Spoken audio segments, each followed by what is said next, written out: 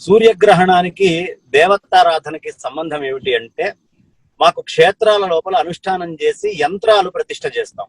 అవి more big copper plates తోటి ఉంటాయన్నమాట. అలాగే నవరత్నాలు ఇవన్నిటిని పెట్టి ఈ ప్రపంచంలో ఉండేటటువంటి శక్తి అక్కడ కేంద్రీకృతం కావాలనే ఉద్దేశంతో మంత్రశాస్త్రంతో మేము అక్కడ అనుష్ఠానాలు చేస్తాం. కాబట్టి గుళ్ళు మూసేస్తారు, అయినప్పటికీ ఒక్క గుడి తెరిచి ఉంటుంది. అదే రాహుకేతువులకి సంబంధించినటువంటి శ్రీకాళహస్తి క్షేత్రం. కాళహస్తి క్షేత్రంలో చక్కగా దేవుడికి అక్కడ ఆ రోజు గ్రహణ సమయంలో కూడా జరుగుతుంది. తిరుమల లాంటి క్షేత్రాలు కూడా మూసేస్తారు. ఇళ్లల్లో ఎక్కువగా గర్భిణీ స్త్రీలు కదలికలు లేకుండా ఉండడం అనేది మంచిది. కారణం ఏమిటి అంటే, మనకి చాలా అద్భుతమైనటువంటి ఎక్స్పెరిమెంట్స్ చేశారండి. ఇవాళ సైంటిఫిక్ గా కూడా గ్రావిమీటర్ ఎక్స్పెరిమెంట్స్ గ్రావిమీటర్ మీద చేసినటువంటి ఎక్స్పెరిమెంట్స్ లో మనకి తేలింది ఏంటి అంటే, మనకి చాలా గ్రావిటేషనల్ చేంజెస్, చాలా విపరీతమైన గ్రావిటేషనల్ చేంజెస్ అనేటటువంటివి జరుగుతాయి.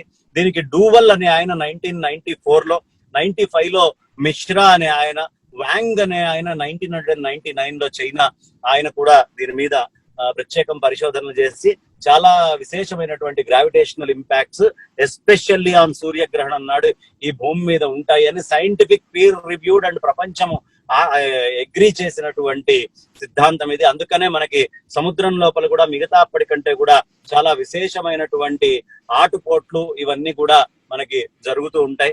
సముద్రంలో బాగా ఉవ్వెత్తుని రావడం, లోపలికి బాగా కుచించుకొని పోవడం, ఈ లక్షణాలు. మంది కూడా 70% బాడీ తోటి, వాటర్ తోటి నిండి ఉన్నటువంటి బాడీ మొత్తము. లోపల మనకి సెల్స్ లోపలికి కూడా వెళ్ళి వాటర్ ఉంటుంది. కాబట్టి డెఫినెట్ గా గ్రావిటేషనల్ ఇంపాక్ట్ బాడీ మీద ఉంటుంది. అందుకనే మీకు ఆస్ట్రోనాట్స్ ని పైకి పంపించేటప్పుడు గ్రావిటేషనల్ ఇంపాక్ట్ కి వీళ్ళు తట్టుకోగలరా, 1 లో ఉంటే ఎలా ఉంటారు, 0.8 లో ఎలా ఉంటారు, 1 దాటితే ఎలా ఉంటారు, ఇలాంటి ల్యాబ్స్ ని మనకి భూమి మీద పెట్టి కూడా చూపిస్తారు. ఈ గ్రావిటేషనల్ ఇంపాక్ట్స్ కనుక కింద పడిపోవడం అనేది జరిగితే మన బాడీ లోపల muscular and bone alpha B1 alpha B2 అని చెప్తారు.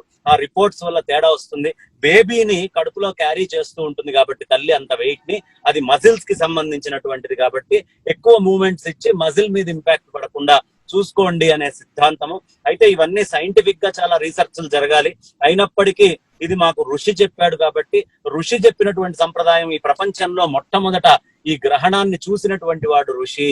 ఏనాడు మనకి ఐన్స్టీన్ గారు ఆయన యొక్క థియరీని చెప్పక ముందు, మనకి అట్లాగే థామ్సన్ గారు ఆటమ్ ని డివిజన్ చేయటం ఎట్లా అనేది చెప్పక ముందు, ఈ లైట్ కి సంబంధించినటువంటి రే మీద రీసెర్చ్లు జరగనటువంటి నాడు, గెలీలియో గారు టెలిస్కోప్ అనేది కనుక్కోక ముందు నాడే మనకి గ్రహాలకి మధ్యలో డిస్టెన్సెస్ ని క్యాలిక్యులేట్ చేసి గ్రహాల యొక్క ఇంపాక్ట్ భూమి మీద ఎలా ఉంటుంది అని చెప్పిన సంస్కృతి మనది. ఒకవేళ మనకి తెలియదు అని మనం అనుకోవాల్సిన పని లేకుండా అద్భుతమైనటువంటి గుళ్ళు అంటే సైన్స్ ని ఆర్కిటెక్చర్ తోటి కూడా ఇంటర్లింక్ చేస్తూ, మనం హంపి వెళ్తే హంపిలో అద్భుతంగా కట్టినటువంటి గుడి సూర్యుడు ఎటున్నా దాని నీడ ఇన్వర్టెడ్ ఇమేజ్ ఒక ఎకరం దాటి పడేట్టుగా, మన ఛాయా సోమేశ్వర ఆలయంలో ఛాయని ఎలా బంధించి తీసుకొచ్చి పెట్టచ్చు, ఏ విధమైన ఆర్కిటెక్చర్ ఉంటే ఆస్ట్రోనామికల్ గా ఉండే చేంజెస్ ని బట్టి కన్స్ట్రక్షన్స్ ఎలా చేయాలి అనే విషయాన్ని కూడా మన పూర్వీకులు తెలుసుకున్నారు.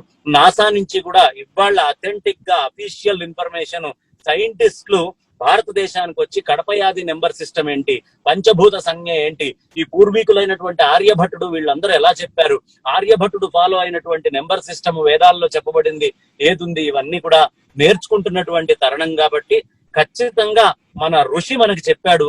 ఆయన దర్భపుల్ల వేసుకోమన్నాడు. ఒకవేళ దర్భపుల్ల వేసుకోవటం ఎందుకు అని ఎవరైనా అడగచ్చు. దర్భపుల్ల వేసుకోవడం వల్ల సైంటిఫిక్ గా నాకు ఈ దోషాలు వస్తాయని కానీ, నాకు ఈ కష్టం వస్తుందని కానీ ఎక్కడా చెప్పబడలేదు. ఏ సైంటిఫిక్ రీసెర్చ్లు జరగలేదు.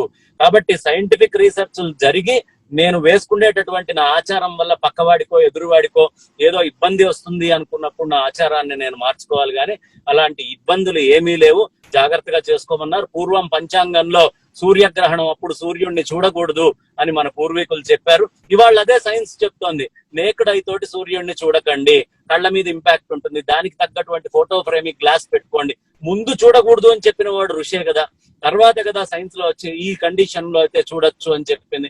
అప్పుడు ఆ గ్లాసెస్ అవైలబిలిటీ లేదు కాబట్టి చూడొద్దు అని యూనివర్సల్ గా డిక్లేర్ చేయడం జరిగింది. ఆ సమయంలో ఇళ్లలో కూర్చోండి. పిల్లలకి ఇంకా సెన్సిటివ్ గా ఉంటుంది కాబట్టి బయటికి వెళ్లి సూర్యుడిని చూశారనుకోండి, మీరు వద్దు ఎళ్ళన్నా తిరుగు అని రోడ్డు మీద వదిలేస్తే ఆ కంటికి పెట్టుకొని చూడొచ్చు, వాడు కోతి వేషాలు వేస్తూ తీసి పైకి చూడొచ్చు. ఎప్పుడైతే ఆ రేస్ మన కంటి మీద పడతాయో కళ్ళకి ఇంపాక్ట్ ఉంటుంది. కాబట్టి మన పూర్వీకులు చెప్పినటువంటి జాగ్రత్తల్లో గాని, మన పూర్వీకులు చెప్పినటువంటి ఆచారాల్లో గాని ఎక్కడా దోషం లేదు, అన్ని జాగ్రత్తగా ఆచరించడానికి యోగ్యమైనవి.